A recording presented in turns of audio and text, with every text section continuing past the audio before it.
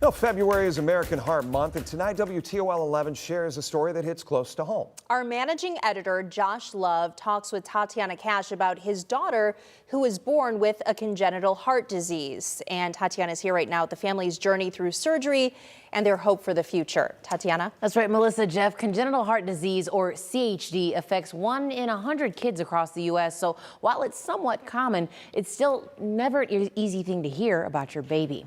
Josh and his wife, Lindsay, and Josie's cardiologist explain how this news was hard to accept.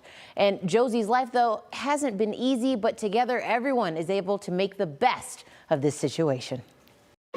She loves preschool. She loves the TV show called Bluey. She's always happy. She never has a sad moment.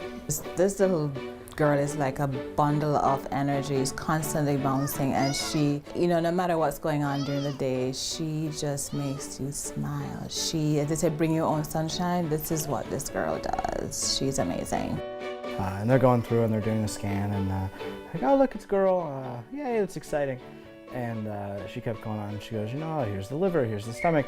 And then she went up into her chest and she just kind of stopped talking to us. Josie's heart wasn't fully formed. She was diagnosed with what was called a full AV canal defect, which can be more serious than what she had. But essentially means the center of her heart wasn't formed correctly. So oxygenated and unoxygenated blood mixed together. And she told us, expect that when Josie's born, you guys will spend time in the NICU, and she may even need surgery right away. So the good thing about her is that her major hole was between the two small chambers. The hole between the two large chambers, the ventricles, was very, very small, and because of that, she did not go into heart failure. She was born, they did a scan right when she was born and said, well, we can probably wait till she gets a little bigger. And then we went in at 3 months and was, well, we can wait until she gets bigger, and 6 months and 9 months, and all of the appointments, it was always let's wait. And then in July she had heart surgery, and that was the longest 5 hours of our lives. Saying goodbye to her, never know if she's gonna make it or not. When she was done with her surgery and everything, her surgery was on a Tuesday, and that Thursday she was running around that hospital. And now it's just, she's like any other girl outside of the scar that she has on her chest. Although you have had your surgery and you're repaired, you're not cured. And so with her, what happened is that on the left side, that small valve is supposed to close 100%, and it closes about 75%. She'll still see a cardiologist for the rest of her life.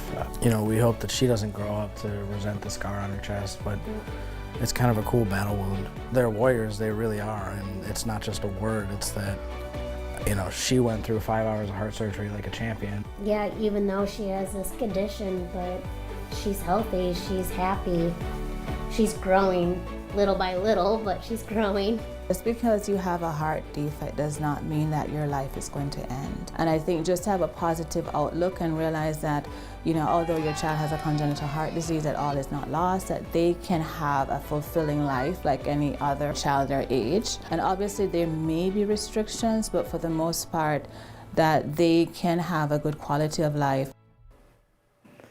Now, since Josie did have surgery again this past July, her overall health has improved greatly. Both Josh and Lindsay say that parents should always advocate for their children, both in and out of the hospital, because you know them best. Live in studio, Tatiana Cash, WTOL 11.